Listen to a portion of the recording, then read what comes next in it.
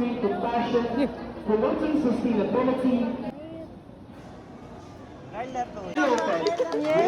Everyone to visit NSTP. Support for fundraising efforts and discover the chance. Good na. Okay. Sorry. Ay, hello. Sa mag-type. Hello. Ani yung mag-type. Ay, pwede ako pa video na lang. Ay, Monday pa man yun. Balik naman balik bukas. Iba-iba yung alay-alay ko.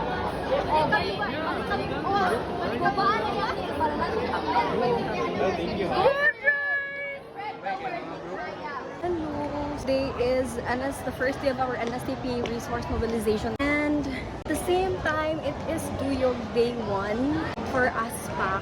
So excited and nervous at the same time kay guys. Di wala na sunod na kamo ang clothing rack sa atin na yung wait lang. Hello! Say hi!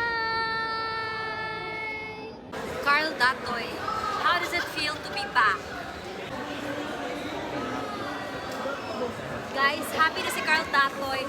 Carl Datoy has been missing for 2 weeks lang, guys. August 31 to September 14. Iyang debut day karon, comeback day niya karon. Reintegration niya sa society. Yeah. And he's very happy daw. Lalins! Mga ano ta, Daibe? Asa man ta? Kafrat daw. Pamalit mo sa mo ang balik niya, Guys, ang mapalit sa mga kay Sigma siya. wala tayong speaker. Grab! Best! Nag-loading ko ato eh. Oh my God! Ang nagpalitan na kayo, Mansari daw nila. Yay! God bless you. Magdugay pa ang mo. Kalimot ko ito. Another cell, guys! Wow! Pila nag-ano? Yeah, of course. Go to Likahaya, guys. We ran out of lilies na. Fourth na? Hulot na ang Likahaya na lilies, guys.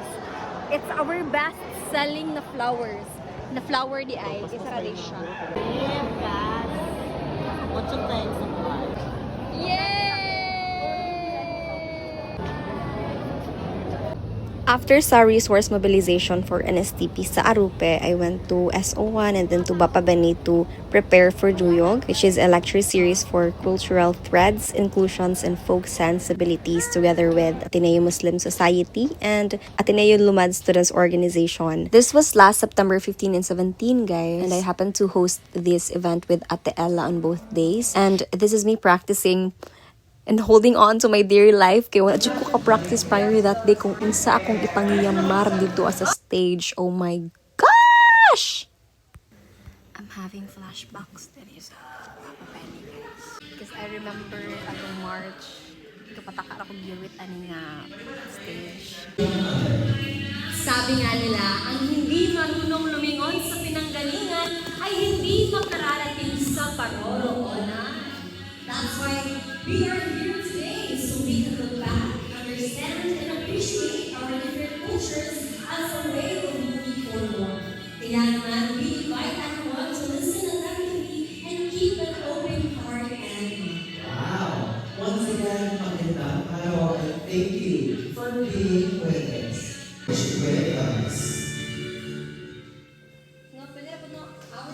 Our speaker holds a degree of Bachelor of Arts in Communication.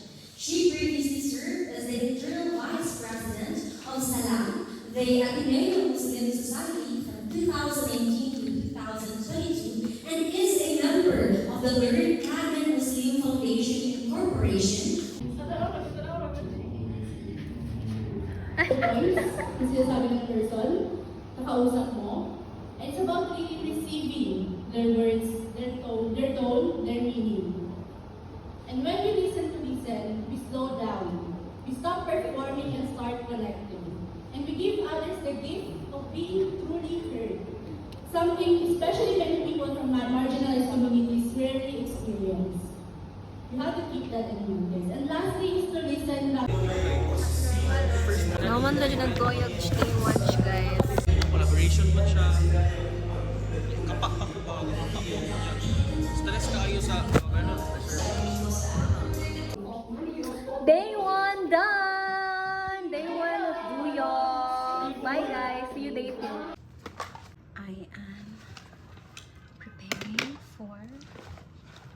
the second day of Duyog. Just got my nails done by Claire's. Samo ang booth today for NSTP.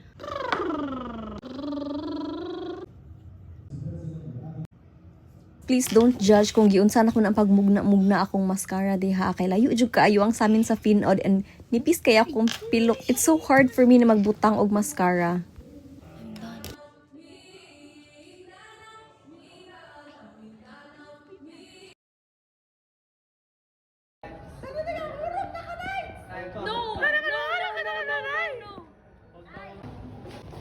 Duyog done.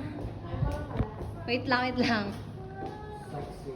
Duyog done. Ano guys? Duyog done. Bye-bye.